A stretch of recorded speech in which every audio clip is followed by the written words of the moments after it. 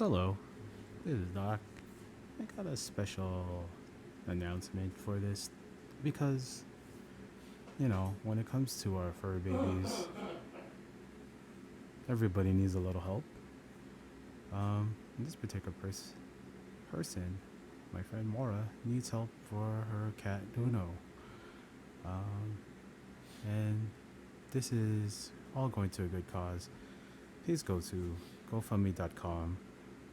Nuno needs your help for recovery. That's GoFundMe.com. Nuno needs your help for recovery. The link will be in the episode description. Please give anything that you can. This is a good boy. And Nuno needs all your help. Really cool cat, if you know what I mean. And please, give. It's all appreciated.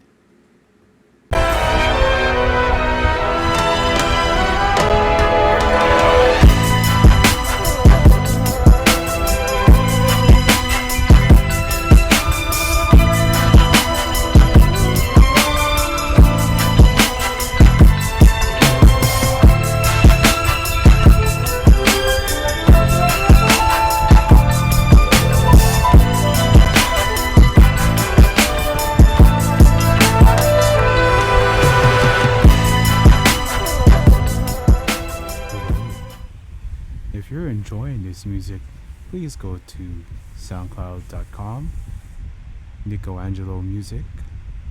Nico Angelo Music, that's NIKKOANGELOMUZIK.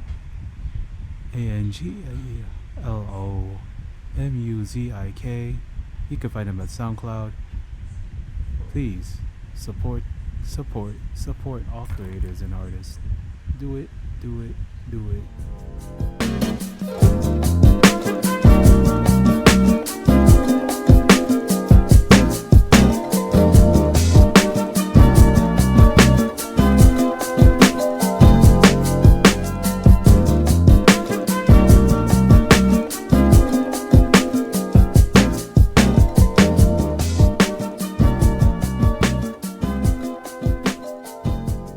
Hello, all around the world. I am Doc, also known as I am a mark for Taka, Michinoku. And today I am talking with what some people would call one of the preeminent voices of joshi. Somebody that I've admired for a long time, somebody that I've been interacting here and there across the internet. His name is Tim Hunter. Welcome. Hi, dog. And do you mind telling the audience where you're from, Tim? Yeah, sure. I'm Tomato. I'm from Germany, from Bavaria, near Munich. Uh, yeah, so quite a ways away from your place, I guess. Yeah, I'm just from LA. I think we're what we were talking about before. We were like on an 8 hour separation, which is I thought it would be much more than 8 hours, but I don't know how time works. Some people say time is a flat circle, but hmm I don't know how time works. Um, and yeah, man, it's really a pleasure to have you on here, and I want to thank you for taking your time to talk with a very ignorant, dumb American. And I hopefully one day I'll be able to try your superior German beer. That's one of my dreams. I'm Oh, not for much sure. of a drinker, but I keep hearing this like hype about German beer, and I kind of want to try it out. hmm So No, you should. You should. It's the best. I bet. And what we've come here today is to discuss pro wrestling, and in fact, how did you become a fan of pro wrestling? So I've kind of been a wrestling fan since I can think, basically. Okay. So like in my childhood, I've always already had like wrestling posters on my walls and stuff. Like as far as I can think back, actually. Like so in Germany, we had this big sports magazine that like every kid basically read, and they used to cover a lot of wrestling. So that's where I got it from. I just used to look at the pictures, I think, and thought like all these wrestlers looked really awesome. So I became a fan through that. I never really watched it myself because we didn't have the pay channel at home where it was on. I could only watch it when I was like at the neighbor's kid's house Okay, that's cool. overnight or something, and then they put it on. So you would But I've not. okay. I've always been like an on and off wrestling fan. So I was a fan as a child, and then again as a teen a bit, and then I stopped for like 10 years again, and then yeah, like in 2016 I started watching wrestling again, and then since Oh, then I've been like pretty deep into it. But before it was kind of like always more of a casual like fandom for me. so what was the company that started it off for you? Oh, the WWF at the time. Oh, okay. I was a huge Bret Hart fan as a Uh, child. the Hitman. Cause yeah, cause I was also a big fan during the New Generation era. I know a lot of people deride that, but there's stuff about like having like, for instance, Bret Hart, that those pink, neon color pink, and those characters at the time, and like how they would have this kind of connection because you would see somebody like say a Bret Hart or a Hakushi or a Razor Ramon, and instantly they pop because of like their attire or their look or wrestling. They're wrestling. And Sure, what yeah. about the wrestling that or the wrestlers popped out for you like that made you want to keep on going with the fandom? Was it just like the big muscles or like the whole bigger than life thing, or what was it? Yeah, I think it was mostly like just the spectacle of it. Um, the big outfits. Like another one of my favorites of my childhood was always Tatanka. Oh yeah. So I like the gimmicks, I guess. So yeah, it's kind of the whole presentation about it. Of course, like the I don't know Oh if yeah. it's like the big muscles necessarily more than just like the big, just larger than life feeling and the aura it all gave off, and like just the giant spectacle it was. Of course, like as a kid, you're not really like a work rate guy, I guess. Yeah, So not I really. don't know if I ever cared about the wrestling itself, about the in ring.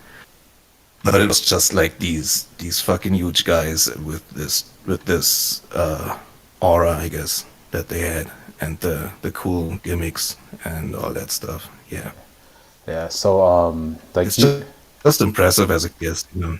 yeah, yeah, and you fell out and fell back in, and you said you fell back in about 2016. So what made you fall back in? Because you were Actually, saying, I yeah. heard about like AJ Styles Mm, making his debut in the Royal Rumble.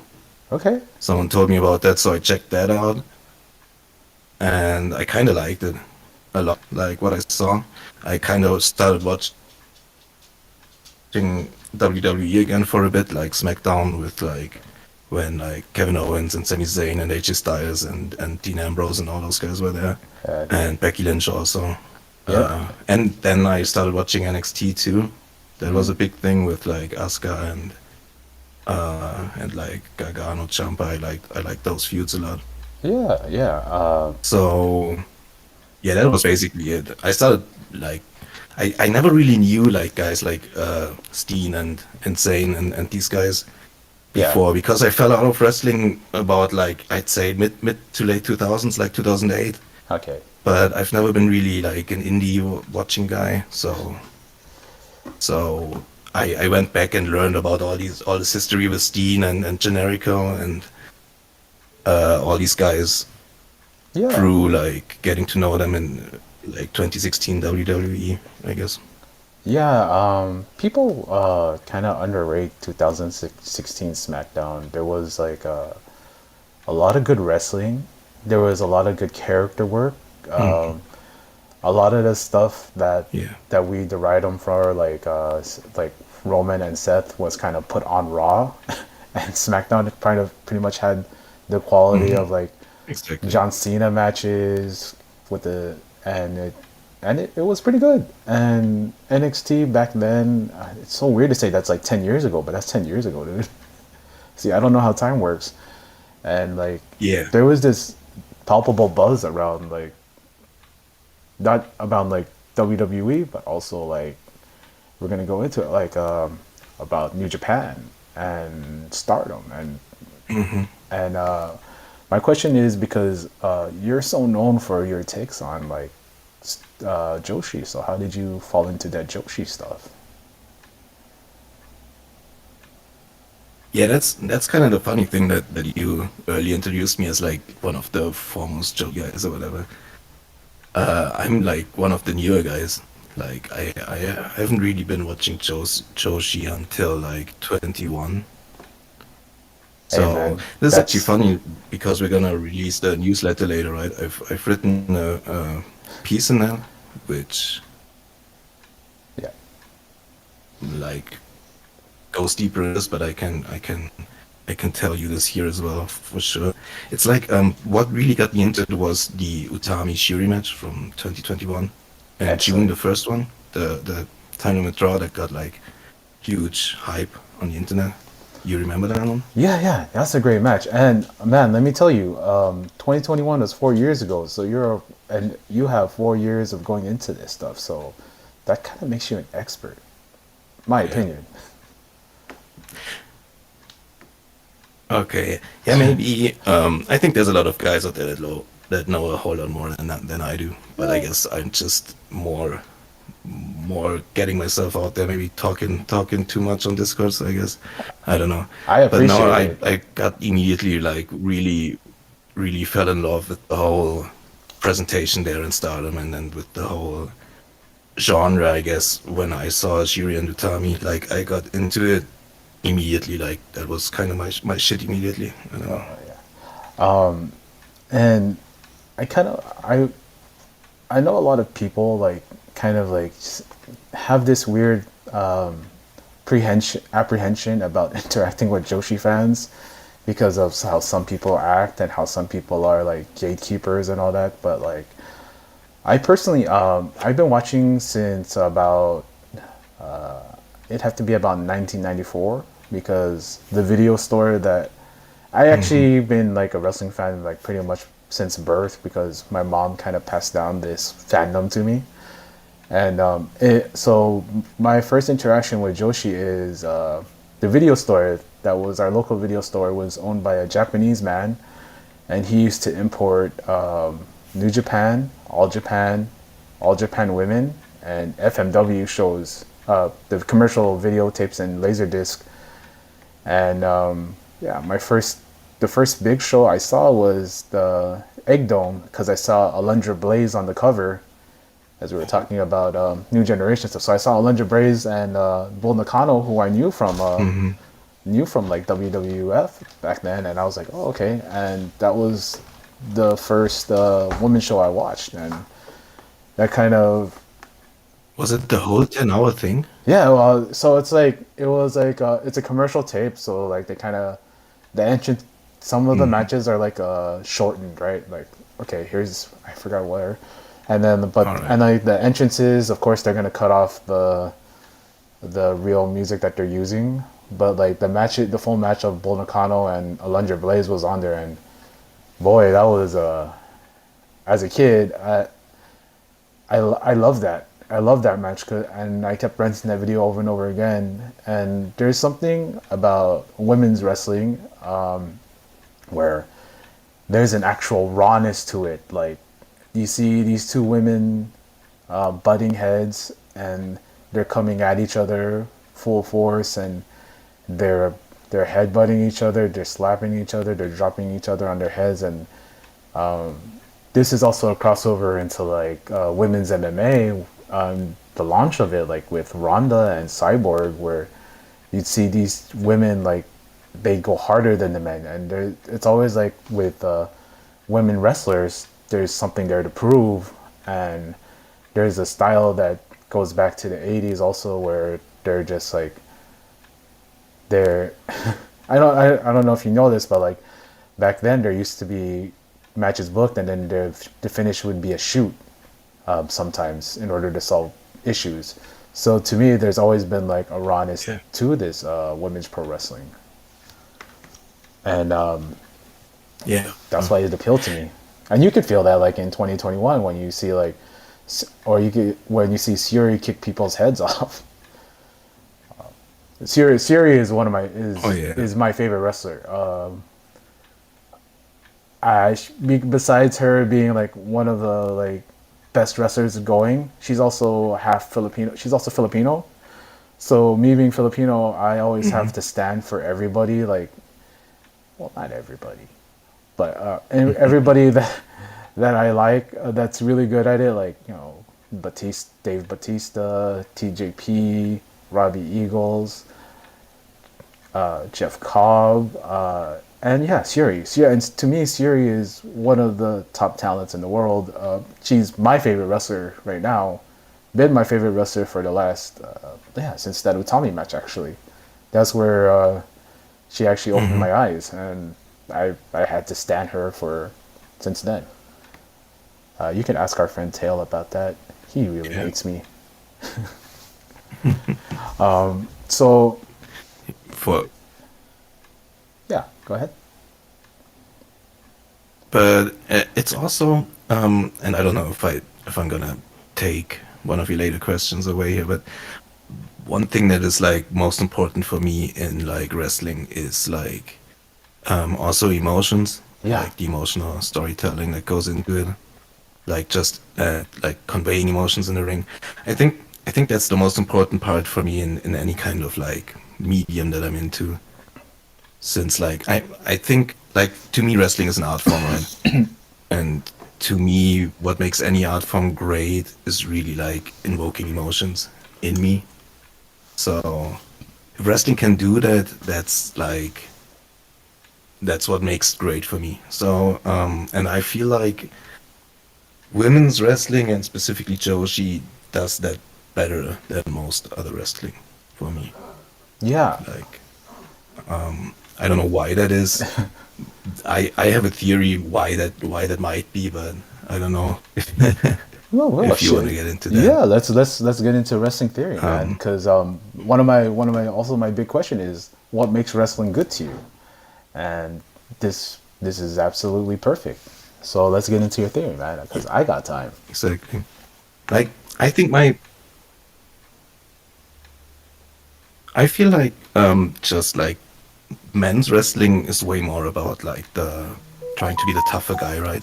Yeah, Trying to like yeah, just about male toughness and just beating your opponent for like to be the victor in the end and for the glory, I guess. And I feel like the women are better at building like more emotional storylines. Um, I think that's maybe like just a societal thing in general that like men are always told to like suppress their emotions more, and so that doesn't really come across that well in men's wrestling as it can in women's wrestling. That's kind of my that's kind of my look on it, like why that may be that women can evoke emotions better in their matches than men do. you know, You know what I mean? I kind of like see that point because there is a prevalent thing. There's machismo, right? In my culture, we call it machismo, and that's like when people Right. step up to each other and they're not going to sell, for lack of a better term, that they're being frustrated or that they're letting these insults get to them or they're not letting like the frustration of the match get to them. But for me, what makes pro wrestling besides like me believing that this person is trying to win is basically the struggle.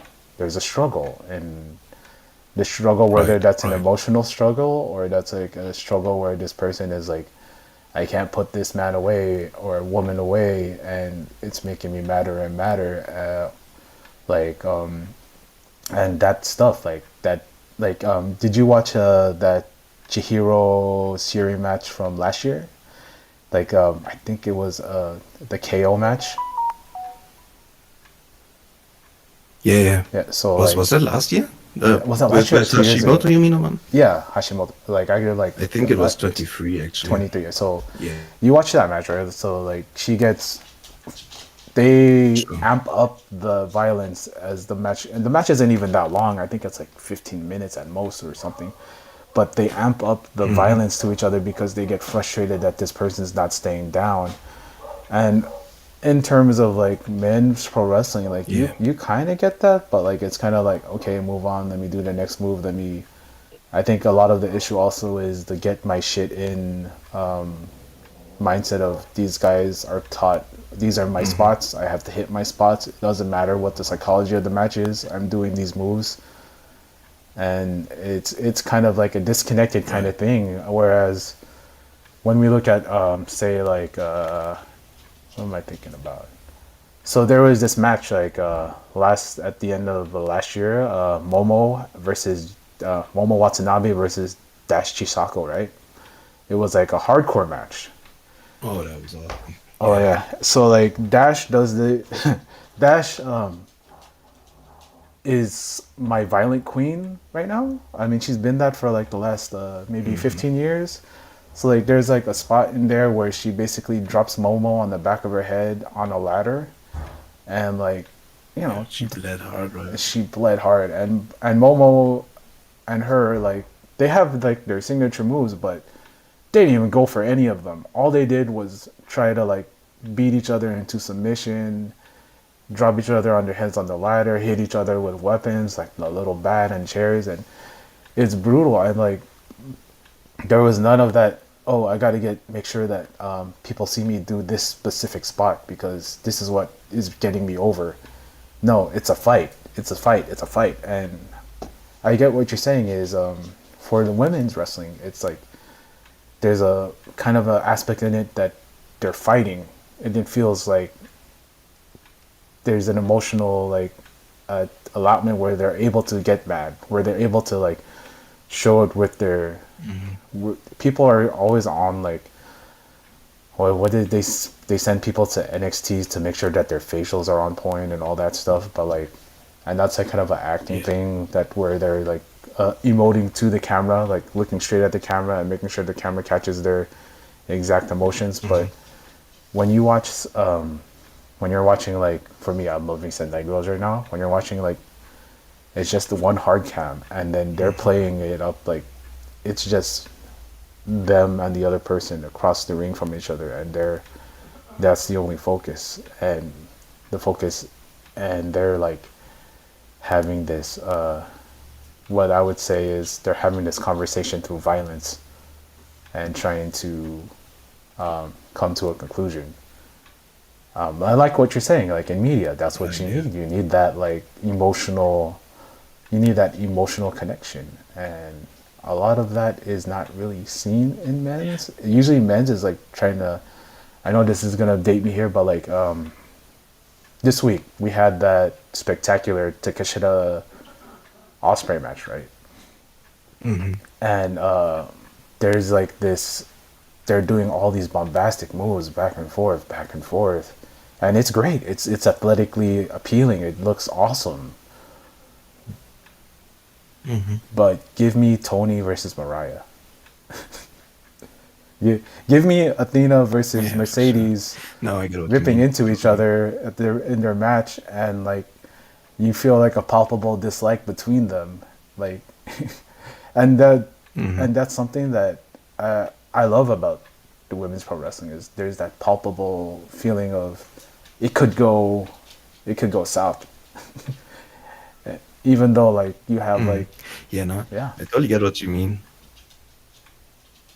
And like your theory, man, I love that Uh, theory that women are allowed to show this much more range than men, because men have to look strong and they have to look like they can't, and that's part of toxic masculinity. But yeah, that's kind of my, I don't know, what would you call it? Like, it's kind of my explanation, I guess. Mm. why joshi hits harder for me than any other wrestling uh, since I've started watching it. That's what I came up with in my head, at least. No. Like why that is. I mean, I love men's wrestling too, of course. Like because there's a lot of men who can also hit that really well. But like just in general, the levels are different. And I want to reiterate that point maybe like because what you hit on like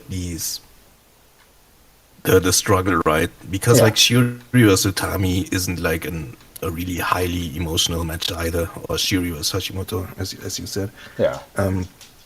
It's not really like built on great emotion, but like the struggle feels so much more real to me in these matches.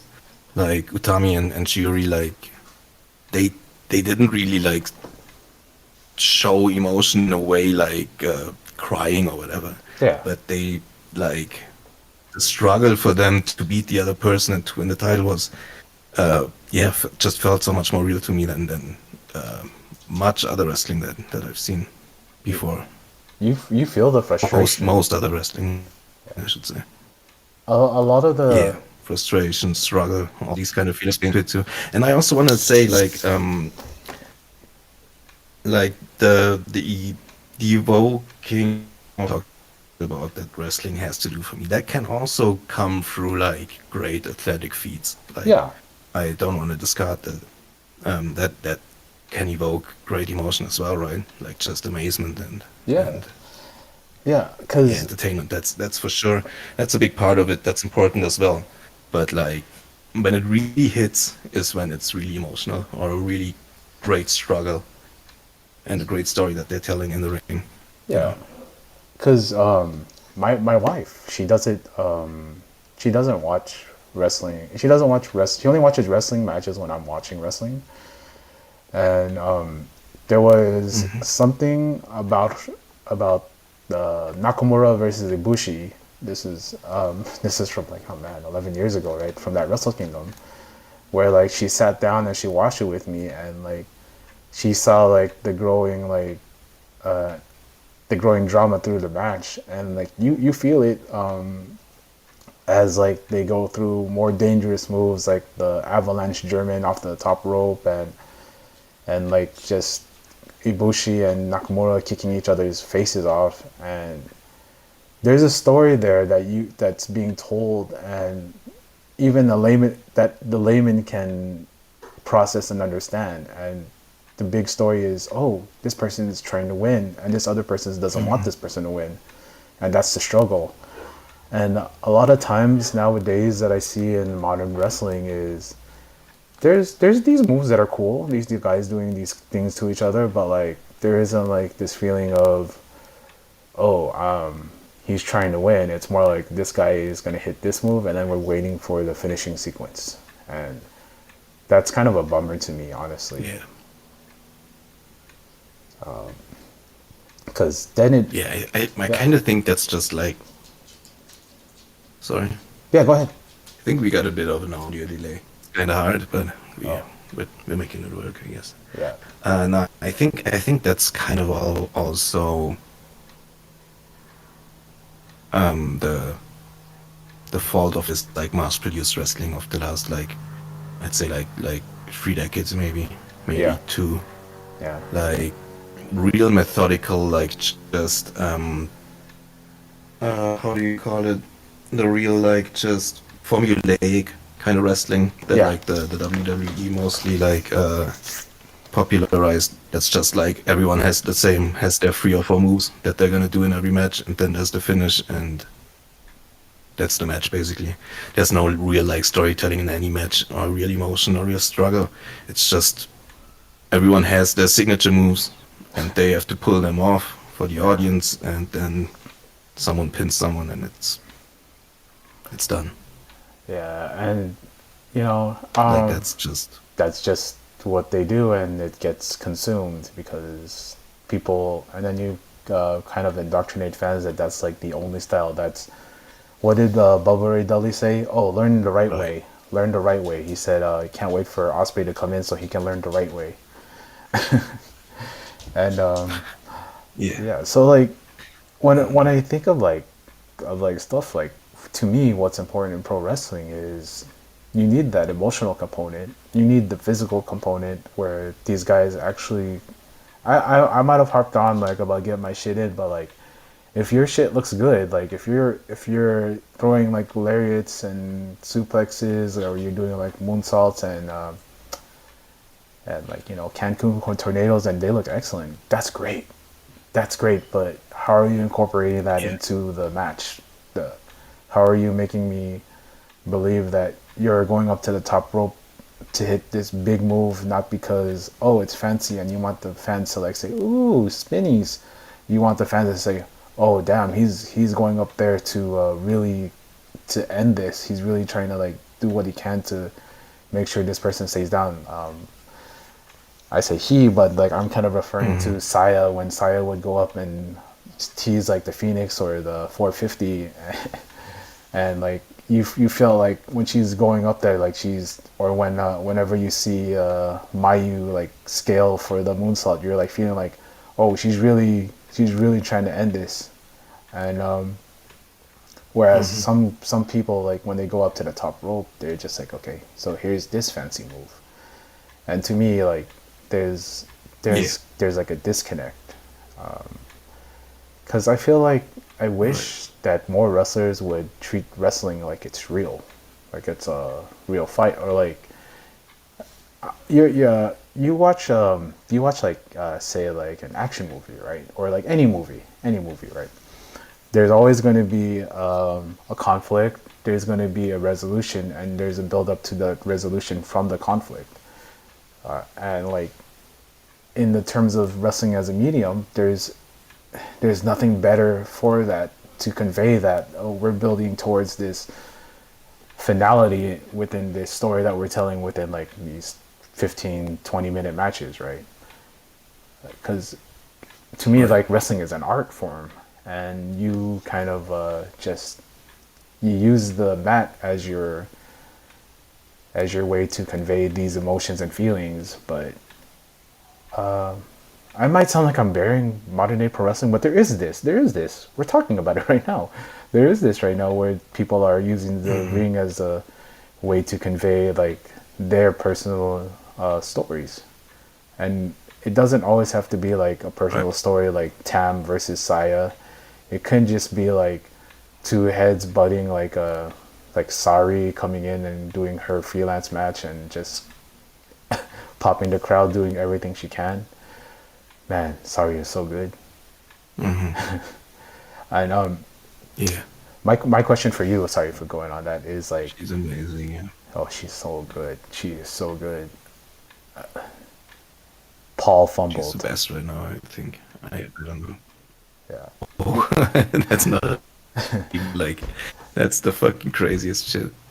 Oh my god. Imagine you have, The way they treated her is like, imagine you have one of the best pro wrestlers under 25, and you make her into a yeah. caricature anime character because reasons, and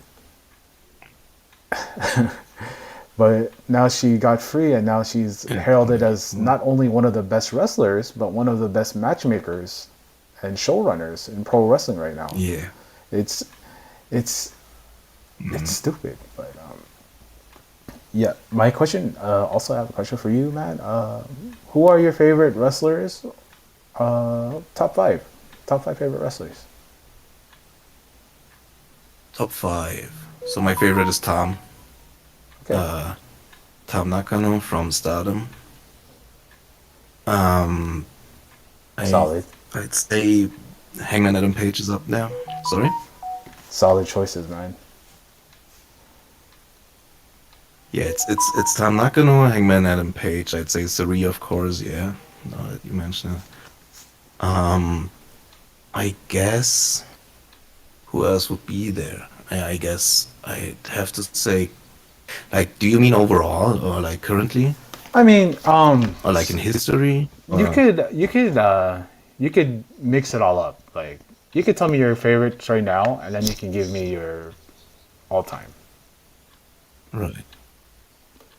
So right now, I also have to say Takeshita, I guess, Yeah. and Oh, I love I'd Takeshita. round it out with yeah, I'd round it out with Kenny Omega probably. Have Solid to say list. Kenny, That. I guess. Historically, I'd say there's like Akira Hokuto. I have Mm. to put in there and Bret Hart Oh yeah. and Naito.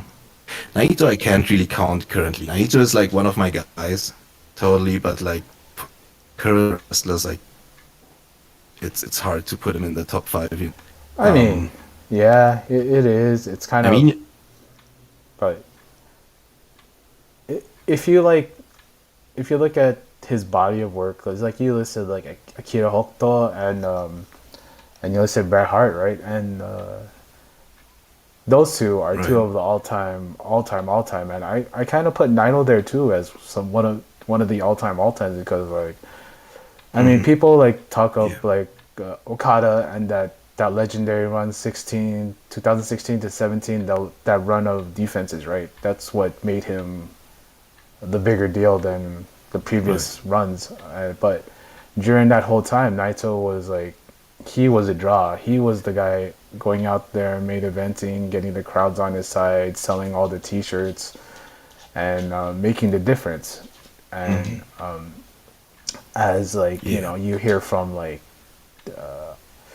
Trish and Sarah, you hear like how he was like the man, and New Japan just didn't go with him. But the money and the fans were with Hmm. him, and the wrestling was there. Yeah. Akira Hokuto, she was a goddess to me, you know. Like the first time I saw her on Hmm. WCW versus Bull Nakano, that was like, oh my gosh, they're bringing these these women here finally. And when she won the WCW Women's title from Alundra Blaze Medusa, I thought that was really cool because they weren't like Hmm. given notes of like here. They were actually given a lot of leeway and a lot of time to get their matches over. I don't know if you ever watched those Right. matches in WCW, but they're pretty good actually. think I think I did go back and watch the Bull Nakano one that you mentioned earlier. Yeah, At some point, but I can't really remember much about it yeah. right now. But it was Do solid for sure. yeah. It's kind of When we talk best wrestlers, it's really sorry. hard. When we talk best or your Hmm. favorite wrestlers, it's really hard because like if you go back in time and you go back in current time, it's hard to like separate the two because like what's most recent in your head is like, oh, this is excellent, and then also nostalgia kind of like it goes into your head like, oh, Bret Hart, because this is the you brought up Bret Hart a lot, Mm. and he's the Hitman, Yeah. Mr. Hitman, Sure. and Mr. Hitman. Mr. Hitman, I'm fucked. So like, and like man, it's wrestling is something that we share as as a hobby, or I guess I don't know how you call it, a hobby, an interest, and us being kind of worlds apart. Hmm. That's interesting to me that two people, one guy from Munich. You're from Munich, right? I heard that right. Yeah, you can say that. Like 90 minutes south of Munich. Okay, so Munich. someone from Germany and someone from America could connect on something that's like this thing where it's it's a medium where we see combat and sort of like a theater aspect also to it, where they're kind of giving us a show. It's a show, but it's also a fight, and I like that we could connect on this Hmm. thing, and it's like it's kind of a universal language, as Yeah, for sure. and like I really do appreciate you taking the time out of your day to come and talk to me because this is I feel like I don't know if you're religious, but it's a Good Friday today, and like I feel blessed that I'm able to share some time with another fan of this sport that I love, and And speaking of that, are you an in the closet fan, or does people know that you're a pro wrestling fan? I'm like, I would say I'm in the closet. My friends now, or like my closest friends. I got one friend who's also a wrestling fan, but he's the only one. But like people at work or like in the general public don't know. Um, I think it's mostly because like to people, to the general public, WWE is like wrestling, right? Yeah. And I just don't want to be associated with that kind of wrestling. And I don't want to like explain to everyone every time when I say when I would say that I'm a wrestling fan, but it's not that wrestling, it's actually that wrestling, and trying to explain the whole thing about actual good wrestling that exists out there. That's why I just don't ever bother to tell anyone that how much I am into wrestling actually, yeah. Yeah, you know, as you can see on camera, I do actually wear wrestling shirts in public, but I usually try to buy the wrestling shirts that Hmm. aren't distinctly wrestling shirts. Like, because right now I got the shirt on of Demolition, but Yeah, same. so because like there's something about also wrestling shirt fashion where like, am I really gonna wear the shirt with this big real picture of this guy smiling and his name written on it? Is that really what I want to do? It's Mm. no, I'm not gonna The do on that. the only shirt close to that I got is a Let's Be shirt where you can, but it's like mostly his mask, right? So Yeah, that looks yeah, because it's like kind of cool, like a cool mask, but yeah, a cool mask guy will always look cool like on a a t-shirt. demolition shirt, for example, could as well be like a black metal band or something, right? So Yeah, that's yeah, or like it's saying to other people that I'm into this kind of lifestyle. That one time I did get a question on when I was walking around at Disneyland, and they say, "Oh, so you're into life?" And I'm like, "What do you mean?" And you know, that's a story for another day. Like because I know like it's kind of the difficult part about saying that you're a fan is these conversations of like, no, not that wrestling, like you were saying, not that wrestling, and that's kind of like why we find ourselves in like the wrestling forums and the discords. And how did you end up in that world? so when I got back into wrestling in like 2016, um I subscribed to the Observer rather quickly, to like figure four, and I've been on their board for like a long time, and I've been like very active on the Observer board for a long time until like the Observer started like being here, and I started to venture out into different places. So that's how I saw discovered like more Discords.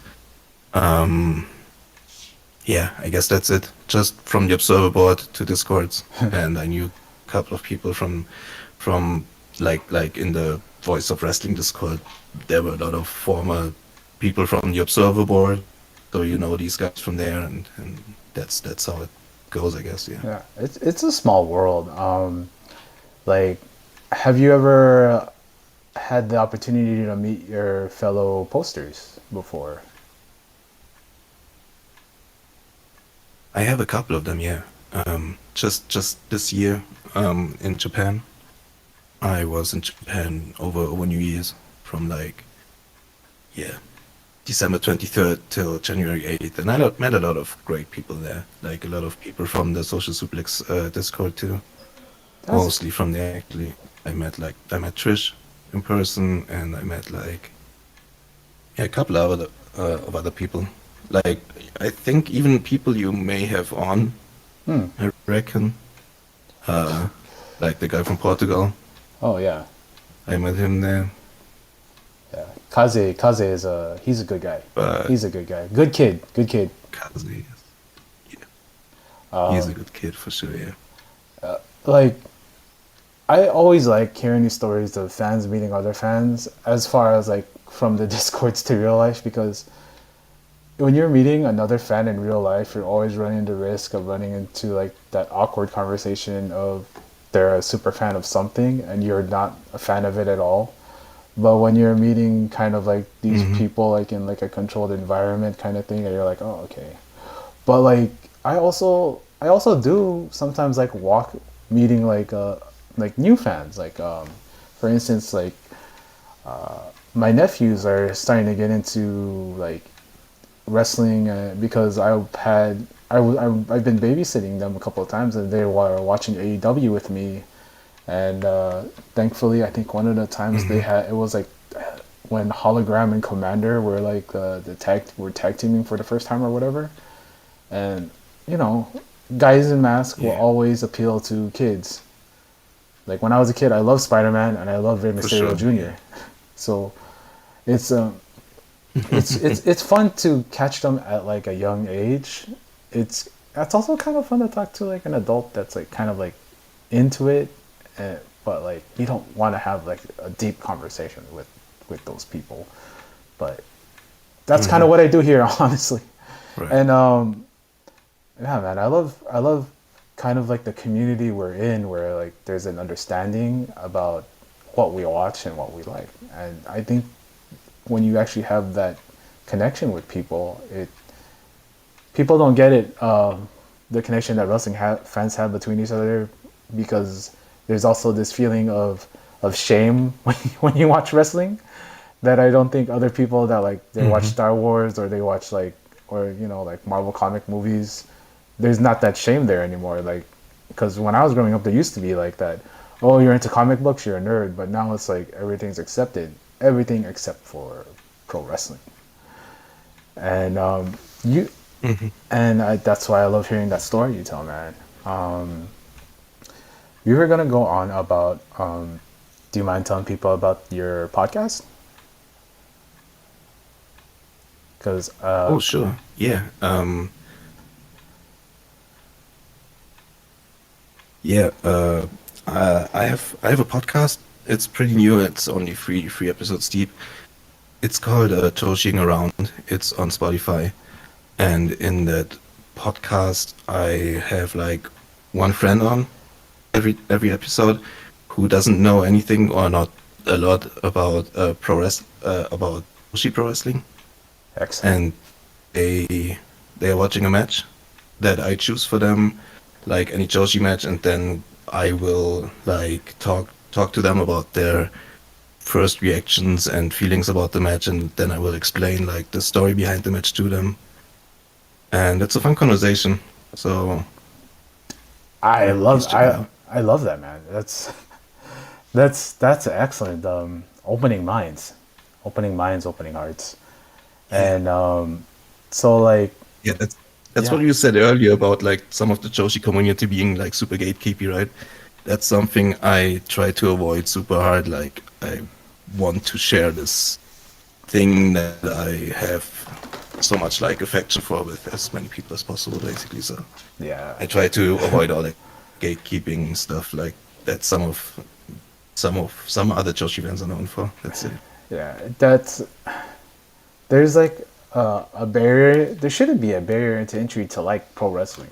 And Joshi pro wrestling is pro wrestling, Right. and putting up like Right. that oh you're not gonna like this. You have to come it from my point of view. I'm gonna tell you what the right way to like this product. It's exactly what the Fed heads do with their this is how you're supposed to watch it. This is how you're supposed to enjoy it. You're not supposed to watch any other thing. This is what it's supposed to be. And that tribalism, I hate tribalism in the fandom. I mean, there's no way to escape tribalism as far as like any kind of fandom, but like it's so annoying when you like think about it, like we all like this form of entertainment. Why are you having to say like you can't come here, you can't enjoy this, or you shouldn't enjoy this, you should enjoy this Mhm. actually. Yeah, man, the Right. gatekeeping is like annoying. Right. Yeah. I usually, I usually, Oh, I agree totally. Yeah. yeah. When I actually eat dinner, or when I go out for a nice to a nice restaurant, I usually like to end things with a dessert. And thankfully, you're an international man, And I was going to ask you, sir, what is your favorite dessert? Yeah, I thought about this. I would actually say, like, to my head, I would probably not choose anything German. But I would say, do you guys have tiramisu in the USA? Oh, It's yes, sir. Italian. We do have tiramisu. I love tiramisu. I hate coffee flavor, but I love Okay. tiramisu. I would probably say tiramisu, yeah. Yeah, nice and If fluffy, I don't, creamy. I'm not really like a dessert guy generally. Okay. I'm not really much into dessert, but if I had to name any, it's tiramisu probably, yeah. That it really is a nice cap off to like if you're having an Italian dinner, a nice rich Italian dinner, you get like some tiramisu to like take the edge off of all that acid. Ooh, yeah. So man, I want to Sure. like thank you for coming on my show, for giving me this opportunity to get to know you, Tim.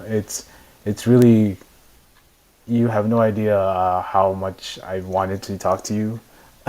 I mean, you've probably seen how many times I've liked your post.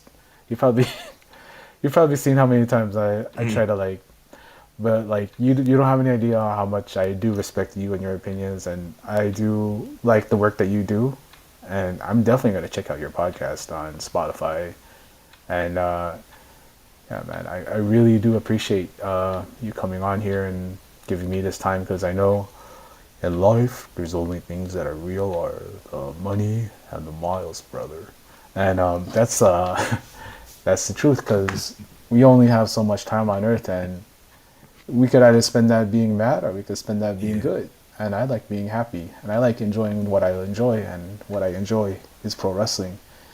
And I hope that maybe Hmm. we could go ahead and loop back and come back, have another chat, man, because it's been really eye opening, and I really appreciate it. I really do. You have no idea. Like I really do feel really blessed to have talked to you, because Thank you so much, man. Thank you for having me on. It was a pleasure. It yeah, was nice to talk to you. It's often like you never can really like judge someone 100% like just from their Discord posts, right?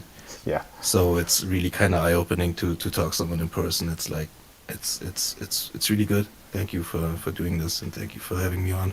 yeah. Was really a pleasure meeting you. Yeah, yeah. And do you want to tell the? Anytime again.